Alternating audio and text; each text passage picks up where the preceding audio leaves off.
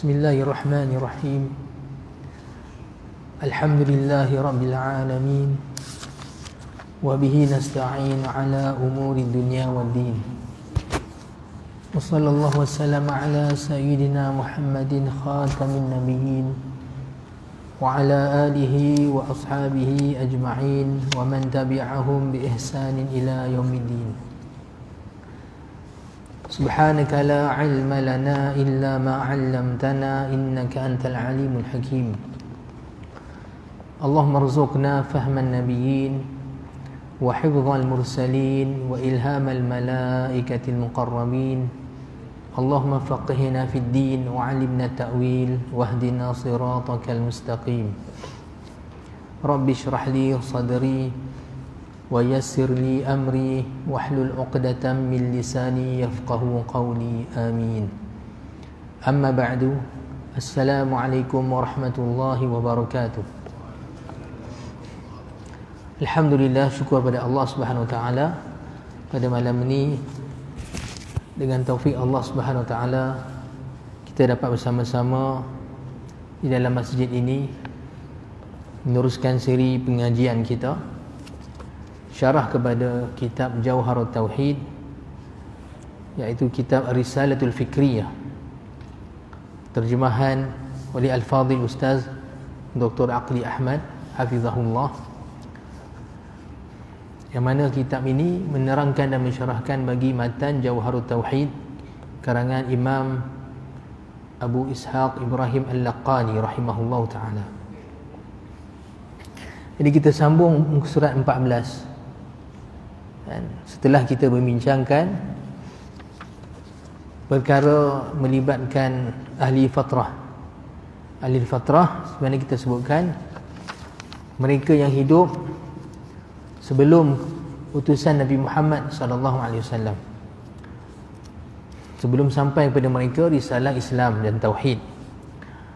Maka pendapat yang paling sahih bahawa mereka ini yang berada pada zaman tersebut dipanggil sebagai ahlul fatrah, yang mana mereka adalah orang-orang yang insya-Allah selamat dan daripada azab Allah Subhanahu taala, walaupun mereka bukan Islam, dan mereka selamat insya-Allah daripada azab Allah taala dan menjadi ahli syurga. Ini pendapat yang paling kuat dan paling sahih. Dan di atas pendapat ni bahawa ibu bapa Nabi SAW juga adalah ahli fatrah, ahli syurga. Ini pendapat kebanyakan ulama ahli sunnah wal jamaah. Baik. Kerana mak ayah Nabi SAW dan mereka tak sempat bertemu dengan Rasulullah SAW waktu Nabi SAW diutuskan menjadi Rasul. Seperti mana kita maklum bahawa ayah Nabi SAW meninggal ketika Nabi SAW masih lagi dalam kandungan. Kemudiannya ibu Nabi SAW meninggal ketika Nabi SAW berusia 6 tahun. Di Abwa, dalam perjalanan ataupun kepulangan ibu Nabi SAW daripada Yathrib, iaitu Madinah, nama sebelum Islam namanya Yathrib, untuk menziarahi saudara mereka yang ada di sana, saudara-saudara mereka yang ada di sana, ataupun lebih tepat saudara-saudara ayah Nabi SAW yang berada di Yathrib. Sebab Nabi SAW, tuan-tuan, kalau kita tengok kan, ayah Rasulullah SAW ni Abdullah bin Abdul Muttalib. Abdul Muttalib ni juga membesarkan dan yatim. Sebab ayah dia Hashim sebenarnya meninggal dalam keadaan tak sempat pun lihat Abdul Muttalib, datuk Nabi SAW. Sebab sebenarnya Abdul Muttalib ni lahir di Madinah. Kalau ikut sirah, Abdul Muttalib, datuk Nabi SAW, lahir di Madinah, bukan di Makkah. Kisahnya, moyang Nabi SAW yang bernama Hashim ni, seperti mana disebutkan dalam kitab sirah, beliau seorang ahli perniagaan bersama dengan beberapa kaum Quraisy yang lain. Sebab Makkah ni sebenarnya kalau ikutkan tak ada sumber ekonomi. Mekah hanya ada air saja, air Zam-Zam.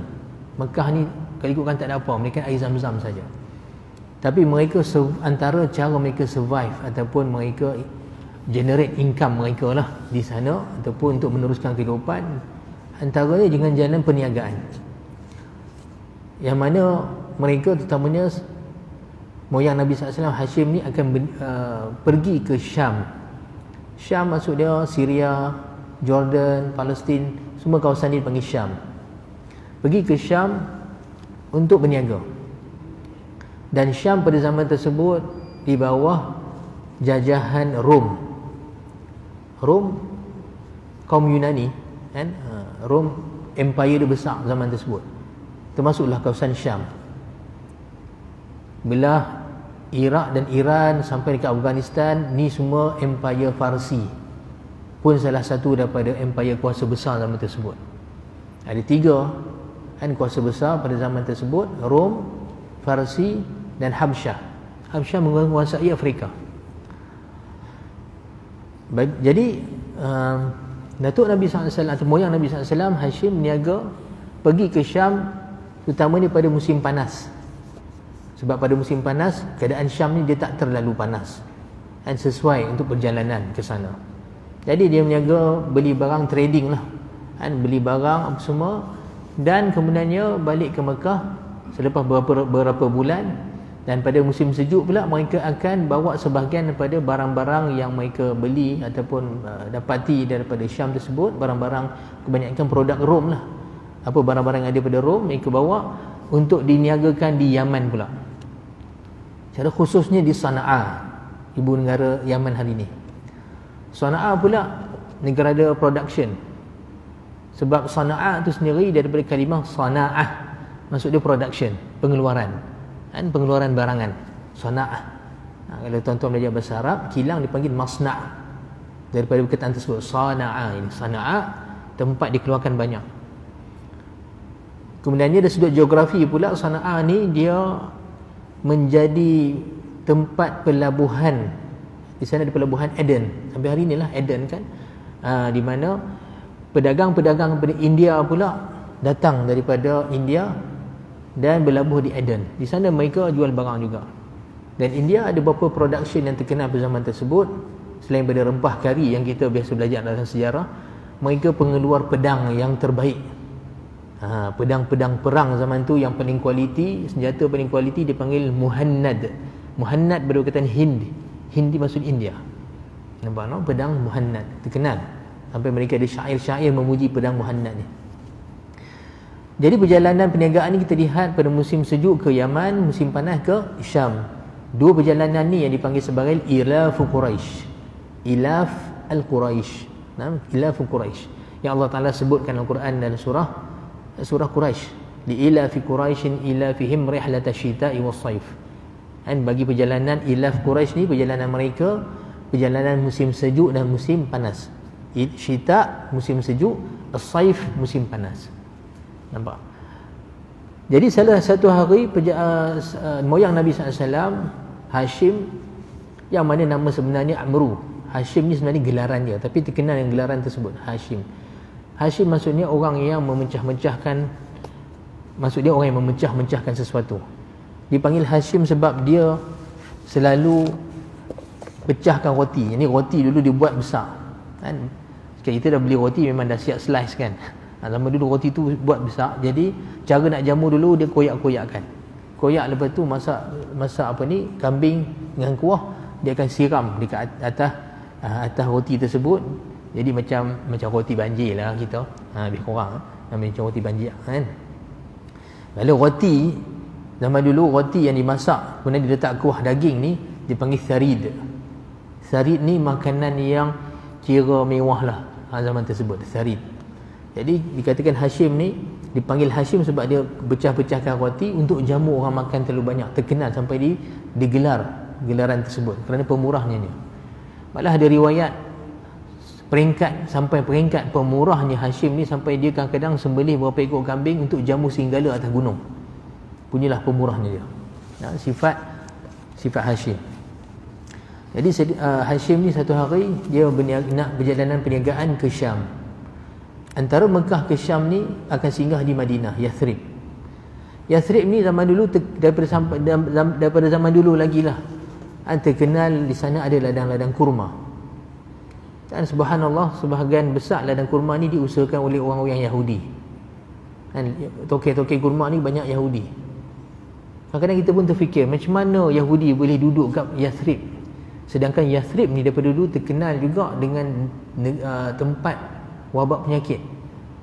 Hatta ada seorang ulama Jordan, sekarang ni saya pernah dengar ceramah dia, dia kata ada seorang pakar sejarah dan juga ni pakar sejarah ekologi semua ni, dia buat kajian, dia kata penyakit yang terkenal kat Madinah zaman dulu sebenarnya hepatitis ni, malaria dan hepatitis. Memang terkenal dekat negara Afrika. Saya sendiri masa duduk Sudan, dua penyakit ni memang digeruni lah, takut. Malah ramai kawan saya juga yang meninggal sebab hepatitis B ataupun A, dan juga sebab malaria, sebab nyamuk kan. Dan penyakit ni ada dekat Madinah zaman dulu. Hatta zaman hijrah Nabi SAW, sampai Nabi doa penyakit tu keluar daripada Madinah pergi ke Juhfah, sampai ke Juhfah. Baik. Jadi Sayyidina Hashim untuk pergi ke Syam ni, dia rehat, perjalanan tu panjang, rehat di Yathrib. Sebab Yathrib terkenal sana ada kota, penduduk dan juga ada ladang kurma. Jadi sesuai untuk rehat. Dan ahli Yathrib ni tuan-tuan, asal mereka ni keturunan Yaman. Banyak di kalangan mereka ni keturunan kabilah Asbah. Asbah ni keturunan daripada Yaman. Jurhum. Imam Malik bin Anas terkenal sebagai imam negara Madinah, dipanggil Imam Daril Hijrah, imam negara hijrah Nabi SAW, guru pada Imam Syafi'i. Ini cerita kemudian lah. Jadi Imam Malik sendiri asal keturunan ni Yaman, dan kebanyakan ahli Madinah asal keturunan mereka keturunan Yaman. Seperti mana keturunan Said ada dekat Perak ni kan. Kalau tengok susul jalur mereka punya keturunan, kebanyakannya hampir semua daripada Yaman asal. Kecuali ada beberapa keluarga seperti keluarga Al-Wafa bin Makkah. Itu pun kalau cek-cek nanti ada asal-usul daripada Yaman. Kebanyakan daripada Yaman asal. Yang pentingnya ketika Hashim singgah rehat di sana, Hashim ni diriwayatkan muka dia sangat handsome. Handsome tu satu hal, muka dia bercahaya. Kan, sebab ada nur Nabi SAW pada wajah dia. Dan kalau muka handsome saja pun dah cukup dah menyebabkan orang tertarik kan. Akhlak pula baik sangat. Terkenal dengan akhlak yang baik, penyantunnya, budi bicaranya, dengan cerdiknya pula. Lepas tu pemurah. Jadi berkenan sangatlah ahli Madinah, ahli Yathrib masa tu berkenan sangat dengan Hashim. Jadi memang ada orang Yaman dari dulu sampai hari ni tuan-tuan. Dia kalau dah berkenan orang, mereka tak lepas peluang, terus kahwinkan dengan anak gadis mereka. Ni memang perangai orang Yaman. Saya bocor rahsia tuan-tuan. Ada pergi ke Yaman nanti. Tapi memang terkenal tuan-tuan. Sampailah sekarang Yaman ni, kalau dia dah berkenan dengan seorang tu, benda paling cepat-cepat dia kahwinkan dengan orang sana. Lepas tu banyak ulama-ulama besar-besar sampai Yaman tuan-tuan tak boleh keluar. Sebab apa? Mereka kena kahwin. Macam pengarang kitab Qamus, Fairuz Abadi, asal daripada India tuan-tuan. Tapi lah dia banyak travel. Tapi sampai ke Yaman, tengok alim kan, ilmu luas, soleh pula tu, terus kahwin dekat sana. Dah kali tak boleh keluar, alhamdulillah dia kahwin. Tak boleh keluar. Sampailah wafat dia dekat Zabid di Yaman. Fairuz Abadi, pengarang kitab Al-Qamus, kitab terkenal dalam bahasa Arab. Qamus yang awal sekali ditulis. Kemudian disyarahkan oleh anak murid dia, anak Imam Murtada Az-Zabidi. Imam Murtada Az-Zabidi nama dia. Baik. Yang pentingnya tuan-tuan, itulah kisah Hashim ni bila sampai ke Yathrib, kena kahwin dengan orang sana.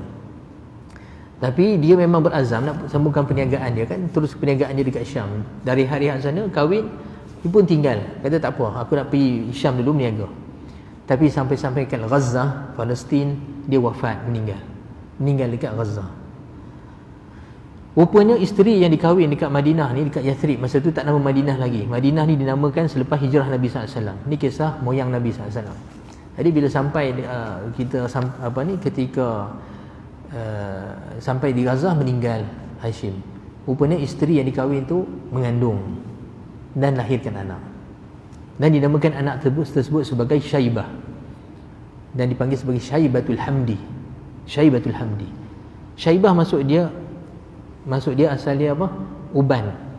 Sebab dikatakan dia kecil-kecil dah ada uban sikit. Nampak dipanggil Syaibah. Turun kat Syaibah ni muka cantik, handsome ayah dia. Hashim. Turun ke Syaibatul Hamdi ni, katakan budak paling cantik di zaman tu, dia lah paling handsome kali. Membesarlah Syaibah ni dekat Yathrib, Madinah. Kemudiannya Hashim ni ada saudara, adik-adik beradik, nama Muttalib. Nama dia Muttalib. Muttalib ni dapat tahu bahawa saudara dia Hashim ni rupanya ketika dia rehat di Madinah ataupun di Yathrib, dia rupanya kahwin di sana dan dapat anak. Bila dengar khabar tersebut, Muttalib ni pergi ke Yathrib, cari anak saudara dia tu.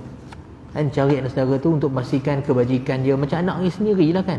Kebajikan dia terjaga, takut terabai.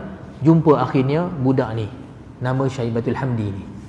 Terus dia pun ambil bawa ke Mekah dan bela dia. Dan Muttalib ni dan semua keturunan Abdul Manaf ni, keturunan Quraisy ni, mereka ni orang-orang yang terkenal dengan sifat dengan kebangsawan mereka dan juga sifat kepimpinan mereka, cerdik mereka. Jadi mereka ni senang cerita public figure lah, public figure Mekah. Jadi tiba-tiba satu hari nampak Muttalib ni ada budak duk ikut dia, pergi main sana sini, duk bawa budak.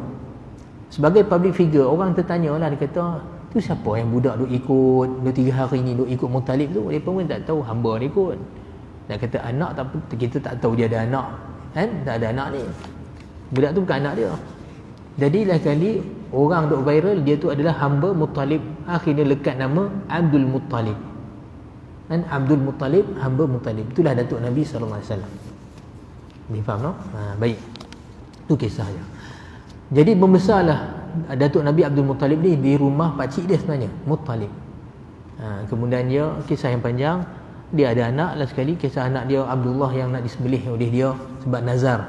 Kemudian dia tak jadi sembelih, dia ganti dengan 100 ekor unta. Itulah ayah Nabi SAW. Kemudian dia, yang pentingnya mereka ni semua tuan-tuan adalah ahlul fatrah, di atas pendapat yang sahih. Mereka ni semua insya-Allah ahli syurga sebab tak sampai lagi berjumpa dengan Nabi SAW. Baik, itu perbahasan tentang ahli fatrah. Baik, kita baca rangkap yang ketiga, rangkap daripada matan Jauhara At-Tauhid. Kata-kata beliau, fa arsyadal khalqa lidinil haqqi bisayfihi wa hadihi lil haqqi. Sebab kalau kita lihat rangkap sebelumnya, Allah Ta'ala selawat pada Nabi SAW yang telah datangkan tauhid ketika waktu yang agama ni telah tiada tauhid. Maksud dia berlaku syirik dan khurafat yang banyak. Nampak tak? Walaupun zaman jahiliyah, zaman sebelum Islam, memang berlaku penyembahan berhala cara banyak sangat, cara banyak. Malah boleh dikatakan hampir kabilah, setiap kabilah Arab ni ada berhala masing-masing, eksklusif berhala ni untuk kabilah ni.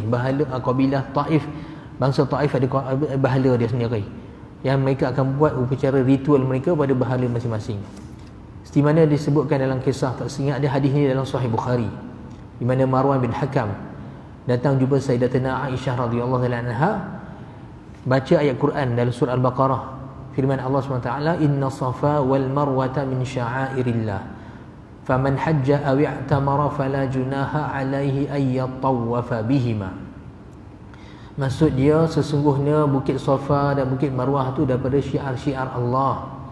Barang siapa yang melaksanakan haji atau umrah, maka tidak mengapa untuk dia bertawaf, yakni bersa'i di antara duanya.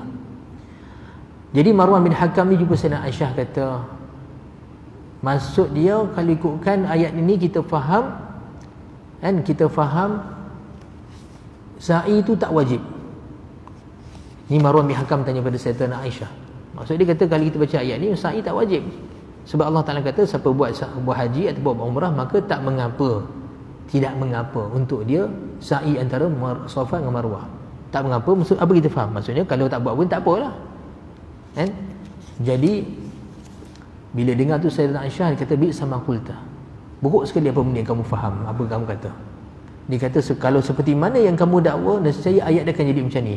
Dia kata, faman hajja aw i'tamara fala junaha alaihi alla yatawafa bihima. Sayyidatina Aisyah lagi faham. Dia kata, kalau sekiranya seperti mana kamu dakwa sa'i tak wajib, nescaya ayat dia akan jadi bunyi macam ni. Siapa yang buat haji atau umrah maka tidak mengapalah untuk dia tidak bertawaf antara dua dia. Tapi dia kata ayat ni kena faham dengan kisah sebaliknya. Kisah yang diturunkan ayat ni oleh Allah SWT. Kisah ayat ni sebenarnya orang Arab jahiliah dulu, yang ni Marwan bin Hakam, dia tak sempat zaman jahiliah. Dia bukan sahabat, dia tabi'i, Marwan bin Hakam. Jadi dia hidup tahu-tahu dah Islam. Tak sempat tengok zaman jahiliah. Jadi tak faham apa maksud ayat ni. Jadi dia kata asal dia dulu ayat ni diturunkan kepada kaum Ansar. Ansar mereka Ahli Madinah. Yang mana dulu setiap kabilah Arab ada tempat-tempat khurafat, bid'ah, syirik yang mereka laksanakan ketika hari haji. Masing-masing musim haji datang daripada pelosok negara Arab, datang ke Mekah buat haji, tapi haji mereka bercampur dengan amalan-amalan syirik. Mereka akan pergi ke berhala kabilah masing-masing, buatlah upacara ritual mereka. Dan berhala-berhala orang Madinah ketika zaman jahiliah berada dekat Bukit Safa dan Marwah. Jadi masa zaman jahiliah dulu, mereka akan ada buat upacara ritual mereka di sana, Safa Marwah. Bila Allah Ta'ala kurniakan Islam dan iman terhadap mereka, mereka buat haji juga. Tapi bila datang haji kali ni, haji ni tanpa ada amalan-amalan khurafat dah lah. Jadi orang Madinah bila sampai kat Marwah, Safa Marwah, mereka trauma. Mereka rasa trauma. Sebab apa? Teringat perbuatan terkutuk yang mereka buat di sana dulu. Syirik, mensyiriki Allah Ta'ala, buat ucara sekian-sekian. Sampai mereka hampir saja tak mau buat sa'i. Sebab mereka rasa bersalah. Kenapa kita nak mengagungkan Safa Marwah ni? Ini dulu tempat khurafat kami ni. Jadi takut. Mereka takut. Jadi Allah Ta'ala turunkan ayat. Allah Ta'ala kata inna Safa wal Marwata min sya'airillah. Sebenarnya Safa Marwah ni syiar Allah. Kalau mengagungkan Safa Marwah sebab dia adalah syiar Allah ni, tak ada benda yang tak ada mengapa. Bukan benda yang salah. Sebab tu Allah Ta'ala kata siapa yang haji umrah, maka tak mengapa dia untuk mengagungkan Safa Marwah dengan sa'i. Baru kita nampak jelas kan apa maksud ayat dia. Baik. Jadi ni ayat ni tuan-tuan, hadis ni kita boleh nampak jelas bahawa betapa banyak amalan syirik pada zaman tersebut. Maka Allah Ta'ala utuskan Nabi Muhammad SAW mengeluarkan manusia daripada kegelapan kekufuran kepada cahaya Islam. Nampak no? Kemudiannya sambungan rangkap itu kan, Imam Al-Laqani bersebut fa arsyadal khalqa li dinil haqqi. Artinya maka Nabi SAW membawa petunjuk, membimbing manusia seluruh makhluk kepada agama yang benar, yakni agama Allah Subhanahu Wa Taala, dengan pedangnya dan petunjuknya ke arah kebenaran. Nampak? Baik, apa huraiannya? Dikata dalam rangkap ini penulis menyebut peranan, kelebihan dan hikmah di sebalik pengutusan Nabi Muhammad SAW kepada alam semesta. Secara umumnya kedatangan baginda SAW merupakan rahmat untuk seluruh alam semesta, sama ada yang terdiri daripada haiwan bergerak dengan kehendak sendiri ataupun jamadat. Maksud dia benda-benda yang tidak bergerak dengan kehendak sendiri. Ini nak katakan bahawa rahmat Nabi SAW, pengutusan Nabi SAW ni meliputi seluruh alam.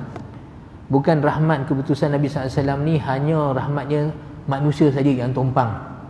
Malah selain daripada manusia, di kalangan jin, malah binatang sekalipun, malah lebih daripada tu, hatta jamadat. Jamadat maksudnya makhluk yang kita nampak tak ada roh, tak bergerak, duduk kerah kong lagu tu. Macam apa? Macam batu, tunggui kayu. Nampak? Tapi nak kata rahmat Rasulullah SAW ni hatta meliputi mereka. Pertama ni tuan-tuan, di mana saya pernah sebut juga dalam pengajian lepas, bila datang Al-Quran, tuan-tuan, Al-Quran ni mengubah persepsi kita kadang-kadang tentang beberapa perkara. Di mana manusia, tuan-tuan, tanpa hidayah Al-Quran, nescaya kita akan lihat banyak makhluk ni nampak macam makhluk ni hanyalah benda-benda yang tak bernyawa, yang tak ada perasaan, yang tak ada apa-apa. Orang macam kerah kong lagu tu. Apatah lagi memang benda-benda ni memang kerah, macam batu, macam kita sebut tadi, tunggui kayu. Tapi subhanallah, bila datang Al-Quran, pertamanya Al-Quran ajak kepada kita ubah persepsi ni. Malah dia bukan sahaja persepsi, dia adalah akidah, keyakinan. Yang mana Allah Ta'ala sebut apa? Wa in min syai'in illa yusabbihu bihamdih walakin la tafqahuna tasbihahum. Tidak ada sesuatu pun melainkan dia bertasbih memuji Allah Subhanahu Wa Taala. Tak ada satu benda pun. Tapi kamu yang tidak memahami apa tasbih mereka. Kamu yang tak faham apa tasbih mereka. Nampak no? Mungkinlah kita baca ayat ni kita kata min syai'in. Syai'in ni maksud sesuatu. Jadi sesuatu sini maksud dia binatang-binatang apa, makhluk yang roh jadi kot. Hatta Allah SWT bagi tahu dalam Quran. Bukan sahaja makhluk yang ada roh saja. Hatta Allah Taala sebut batu. Batu pun lebih takut Allah Taala daripada kita. Nampak dalam surah Al-Baqarah Allah Taala selepas menceritakan perangai orang Yahudi yang banyak songeh. Orang Kedah kata banyak korek, banyak pertanyaan, banyak berbalah dengan Nabi dia, Nabi Musa AS. Dan Allah Taala kata thumma qasat qulubuhum min ba'di dzalika fahiya kal hijarati aw ashaddu qaswa.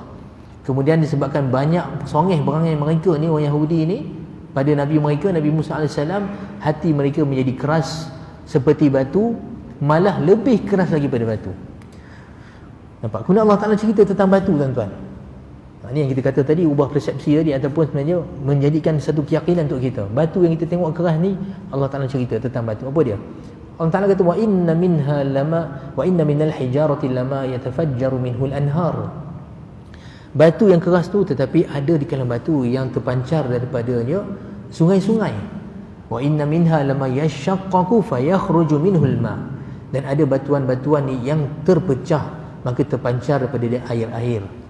Dan Allah Ta'ala kata wa inna minha lama yahbitu min khasyatillah. Dan ada batuan-batuan yang jatuh kerana takut pada Allah Ta'ala. Allah Ta'ala yang sebut batu takut pada Allah. Nampak? Tuan-tuan, kalau kita tengok gunung ganang yang besar-besar, apa dia punya struktur ni? Daripada apa, tuan-tuan? Daripada batu kan? Gunung-gunung ni tak jadi gunung besar tu melainkan sebab struktur daripada batu. Kita pun tahu. Walaupun negara kita ni subur, bertanah, tapi kalau kita pergi naik gunung-gunung macam mana pun, tuan-tuan, kalau kita gali-gali tanah tu, struktur dia batu bawah. Apatah lagi gunung-gunung yang memang terkenal dengan banjaran-banjaran yang besar, memang kita tahu batu yang kukuh sangat. Sebab Allah Ta'ala jadikan gunung ganang ni sebagai pasak bumi. Alam naj'alil jibal alam naj'alil arda mihada wal jibala autada. Tidakkah kami jadikan bumi ni sebagai hamparan, kemudian gunung ganang sebagai apa? Pasak-pasak. Wal jibala autada. Autada maksudnya pasak-pasak. Sebab tu dia kukuh. Tapi kukuhnya gunung ni, tuan-tuan, yang tidak bergoncang dengan tiupan angin. Allah Ta'ala kata apa? Lau anzalna hadzal qur'ana ala jabalin la ra'aitahu khashi'an mutasaddian min khasyatillah. Kalau kami turunkan Al-Quran ini di atas gunung, nescaya kamu akan lihat dia hancur lebur kerana min khasyatillah, kerana takut pada Allah. Gunung ni, tuan-tuan, Allah Ta'ala pernah offer untuk tanggung amanah. Langit-langit, bumi dan gunung. Allah Ta'ala sebut inna aradna al-amanata 'ala as-samawati wal arda wa 'ala al-ardi wal jibali fa abaina an yahmilnaha wa ashfaqna minha. Kami pernah tawarkan amanah kepada langit-langit, bumi dan gunung ganang. Mereka enggan untuk tanggung. Dan kerana apa? Wa ashfaqna minha, kerana mereka takut daripada amanah tersebut, tak mampu nak tanggung. Cuma cerita amanah ni cerita yang panjang. Jadi, tuan-tuan, banyak ayat Quran seperti ini, tuan-tuan. Jadi kita sebagai orang yang beriman dengan Quran, zalikal kitabu la raiba fi, ni kitab yang tak ada keraguan pada dia, tak boleh ada raguan Quran. Jadi kita wajib beriman. Batu-batuan, gunung ganang yang keras ni, tuan-tuan, dia bukan makhluk yang keras saja, yang tak ada roh, tak ada apa. Mereka lebih sensitif pada kita, lebih takut pada Allah. Takadu samawati yatafattaru minhu wa tanshaqqu al-ardu wa takhiru al-jibalu hadda an da'u lir-rahmani walada. Ni surah Maryam. Nah, surah Maryam mana? Allah Ta'ala kata hampir saja langit-langit meledak pecah dan bumi hampir terbelah dua dan gunung ganang tersungkur jatuh bila terdengar manusia mendakwa Allah Ar-Rahman tu ada anak. Tuan-tuan, mereka lagi sensitif, lagi seriang daripada kita. Kita dok dengar kan orang mensyirikkan Allah semua, jadi tak ada rasa apa, tak ada rasa risau kan. Sedangkan kalau orang betul-betul beriman, tuan-tuan, dia takut kemurkaan Allah Ta'ala bila ada orang melontarkan kata-kata yang nista pada Allah. Tapi Allah Ta'ala sebut sebelum kita dok rasa lagu tu, langit bumi nak terbelah dua, gunung ganang nak tersungkur jatuh kerana takut dengar ada kata-kata nista pada manusia mengatakan Tuhan ada anak. Nampak tuan-tuan? Baik, itu yang nak katakan sini. Sebab itulah tuan-tuan, kalau kita lihat bila datang Nabi Muhammad SAW, tuan-tuan, Al-Quran yang Allah Ta'ala sebut kalau turun pada gunung hancur, tapi Allah Ta'ala turun kepada Nabi Muhammad SAW, dan hati yang cukup kuat untuk menanggung Al-Quran.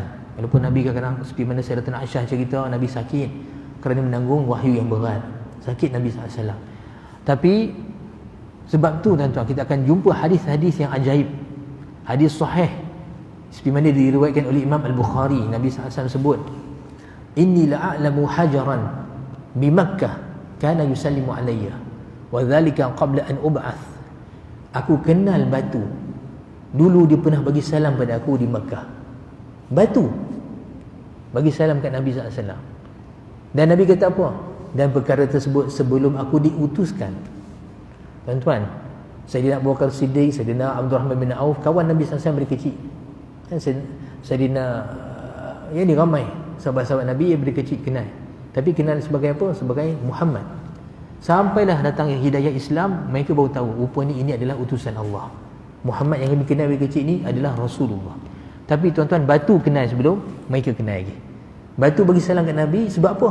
Sebab tu nama ni Muhammad? Tak, sebab tu adalah utusan Allah yang Allah Ta'ala akan jadikan Nabi ini sebagai rahmat seluruh alam. Dia bagi salam, Assalamualaikum ya Rasulullah. Batu. Kita pun tahu hadis sahih yang diriwayatkan oleh Imam Bukhari dan Muslim, ketika Nabi SAW berkhutbah pada peringkat awal, bersandar pada satu batang pokok kurma yang diletakkan kat masjid Nabi SAW. Lepas tu datang seorang perempuan, kata pada Rasulullah, wahai Rasulullah, aku ada seorang hamba tukang kayu. Apa pendapat kamu kalau kita buat mimbar? Nabi kata buat. Bila mimbar tu dah siap, Nabi pun naik atas mimbar khutbah. Satu masjid tiba-tiba dengar ada satu bunyi keluar pelik, bunyi orang riau. Satu bunyi pelik. Riau ni bunyi orang teriak, orang macam orang menangis. Semua orang tertanya, bunyi apa tu? Tok-tok Nabi turun daripada mimbar, Nabi pergi ke batang kurma tadi tu. Peluk batang kurma tadi, pujuk dia. Sampai para sahabat kata, hatta sami'na haninahu. Kami sampailah kami terdengar esakan batang kurma tersebut. Dan Nabi beritahu batang kurma ni sedih sebab berpisah dengan aku. Nampak tuan-tuan? Kalau kita tak ada rasa apa kat Rasulullah, tuan-tuan, kita lebih kayu dari kayu ni. Kita lebih kayu. Nampak? Dia batang kayu tu lagi berperasaan pada kita. Baik tuan-tuan, faham kan? Sebab itulah kena faham apa maksud Nabi SAW rahmat bagi sekalian alam. Bukan hanya pada manusia, seluruh alam. Seluruh alam. Tapi cerita ni panjang kalau kita nak bahaskan. Jadi sebab itulah di dalam rangkap ni Nabi SAW diutuskan untuk mengajak makhluk seluruhnya kepada agama Allah Ta'ala, agama yang benar. Nampak no? Firman Allah Ta'ala, wa ma arsalnaka illa rahmatan lil alamin. Dan tiadalah kami mengutuskan engkau wahai Muhammad melainkan sebagai rahmat bagi sekalian alam. Surah Al-Anbiya ayat 107. Rahmat ini mempunyai pengertian yang sangat luas. Ini merangkumi rahmat dari sudut akidah, ibadah, muamalah, kes-kes melibatkan jenayah, setiap perintah Allah, dan begitu juga dalam setiap perkara yang dilarangnya. Contoh yang paling hebat untuk menunjukkan konsep rahmat ialah pengutusan Rasulullah SAW yang merupakan antara rahmat terbesar kurniaannya. Dan seperti mana dikatakan oleh pengarang kitab ni, Al-Ustaz Dr. Aqli Ahmad, kalau nak bicara tentang apa makna rahmat pengutusan Nabi SAW, tuan-tuan, memang tak habis. Sebab daripada aspek yang terlalu banyak maksud rahmat di sini. Rahmat di sudut syariat Nabi Muhammad SAW, rahmat di sudut akhlak, contoh yang ditunjuk oleh Nabi SAW. Malah tuan-tuan, rahmat di sudut apa?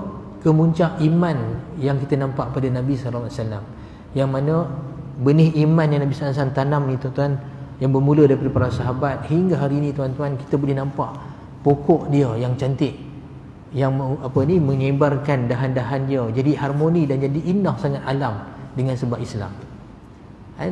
Tuan-tuan jangan tengok zaman sekarang negara-negara Islam, tengok zaman dulu, tengok sejarah khalifah-khalifah yang soleh, seperti Khalifah Mu'tasim. Walaupun sikit sebanyak ada kezaliman dia tuan-tuan. Mu'tasim billah ni sempat tak saya cerita. bagaimana dia menyelamatkan seorang perempuan, seorang saja, dengan tentera yang besar ketika perempuan tersebut dicabul di mana? Di Amuriyah di Jordan. Masa tu ada lagi kawasan jajahan Rom. Seorang perempuan dicabul kan di sana ketika dia berperbuat dengan orang-orang Rom, orang Kristian. Dia menjerit, dia kata, wa Mu'tasimah, wahai Raja Mu'tasim. Cerita perempuan ni menjerit ni disampaikan sampailah ke pengetahuan Raja Mu'tasim billah zaman Imam Ahmad bin Hanbal. Jadi bila dengar tu tuan-tuan, dia persiapkan tentera yang cukup panjang, seolah kepala dia ada dekat Syam, ekor dia dekat Iraq, macam tu sekali, untuk menyelamatkan seorang perempuan saja. Sampailah dia sendiri mengetahui tentera tersebut dan pergi ke penjara tempat perempuan tu ditahan kemudian dia, dan buka pintu dan dia kata, labbaiki, dia kata, aku menyahut seruan kamu wahai perempuan. Dahsyat tak tuan-tuan zaman dulu? Ini semua benih punca daripada apa tuan-tuan? Daripada iman dan akhlak yang ditarbiah oleh Nabi SAW. Kemudian tengok pula tuan-tuan kisah satu lagi tentang Imam Ahmad bin Hanbal berkenaan dengan Raja Mu'tasim ni. Raja Mu'tasim ni walaupun hebat macam tu tuan-tuan, tapi dia fahaman Mu'tazilah. Dia berfahaman Mu'tazilah, dan dia memaksakan ulama untuk berpegang Al-Quran tu makhluk, termasuk Imam Ahmad bin Hanbal. Tapi bila mana Imam Ahmad bin Hanbal, anak murid Imam Syafi'i ni, enggan untuk menurut kata-kata dia diseksa. Imam Ahmad diseksa teruk, disebat sampailah zaman Khalifah Mutawakkil ala Allah, dia dibebaskan. Jadi Imam Ahmad ni tuan-tuan, lepas dibebaskan, dia kadang-kadang nak berbekam belakang badan dia. Tapi tukang bekam tak boleh nak toreh belakang badan dia, sebab kulit belakang Imam Ahmad ni terlalu keras, kematu, kesan daripada siksaan dia. Sehingga kan dia terpaksa kikih. Yang ni tukang bekam tu terpaksa kikih sikit. Kikih dulu, buang kulit mati. Sebab kesan siksaan tu, buang kulit mati ni. Tapi kadang-kadang bila dia kikih ni, terhirih kulit yang elok. Jadi Imam Ahmad sakit. Setiap kali dia mengaduh sakit ni tuan-tuan, Imam Ahmad akan sebut, Allahumma ghafir lil Mu'tasim, ya Allah ampunkanlah Mu'tasim. Jadi tukang bekam ni dia tanya, wahai ya Ahmad, dia kata, hang duk doa untuk Mu'tasim, hak yang belakang ni, kematu badan ni, dia lah punca dia. Kau boleh doa lagi keampunan untuk dia. Pernah Imam Ahmad kata, Mu'tasim kalau buat macam mana pun kat pada aku ni, tapi boleh jadi Allah Ta'ala ampunkan kisah yang perempuan tadi ni. Dia kata tu jasa dia besar. Tapi tuan-tuan lihatlah akhlak yang mulia ni, sebenarnya punca dia apa tuan-tuan? Islam, iman yang dibawa oleh Nabi SAW. Itulah rahmat yang luas sangat. Tetapi kalau kita lihat di sebaliknya tuan-tuan, kekufuran ni memang satu kegelapan, malah seolah benih pokok zakum. Ni pokok neraka, menakutkan, dan dia punya ranting-ranting tersebar luas dalam bentuk-bentuk yang macam-macam. Bentuk komunis, bentuk kapitalis, bentuk sosialis, macam-macam lah idea dia pun, liberal ke apa semua. Yang kita lihat dalam sejarah tuan-tuan, kesan daripada kekufuran ni. Tengok saja zaman komunis di Soviet macam mana, zaman Pol Pot kan, macam mana kekejaman. Apa punca dia tuan-tuan? Kekufuran. Punca dia kekufuran. Hari ni kapitalis sama je tuan-tuan, cuma jalan ni nampak enak sikit kan, tapi sebenarnya sama dia kezaliman, punca daripada kekufuran. Jadi tu antara makna rahmat kan, seluruh alam tu antaranya. Nak cerita rahmat seluruh alam itu terlalu luas, banyak aspek yang diceritakan. Tapi masa mencemburui kita, sampai sini dulu tuan-tuan. Saya mohon maaf sekiranya saya nak ada kasar bahasa. InsyaAllah kita sambung pada pengajian akan datang. Saya mohon maaf sekiranya saya nak ada kasar bahasa, salah silap yang baik daripada Allah SWT, salah silap kekurangan daripada kekurangan saya sebagai manusia biasa. Aku qali hadza wa astaghfirullahal azim li wa lakum. Allahumma anfa'na bima 'allamtana waj'alna min 'ibadikas salihin. Allahumma waffiqna li ittiba'i sunnati nabiyyika Muhammadin sallallahu alaihi wasallam ظاهرا وباطنا قولا وفعلا وعملا وامن علينا محبته وبعثنا معه يوم القيامة ومع أصحابه وأهل بيته وسائر الصالحين يا رب العالمين. وصلى الله على سيدنا محمد وعلى آله وصحبه وبارك وسلم والحمد لله رب العالمين. السلام عليكم ورحمة الله وبركاته.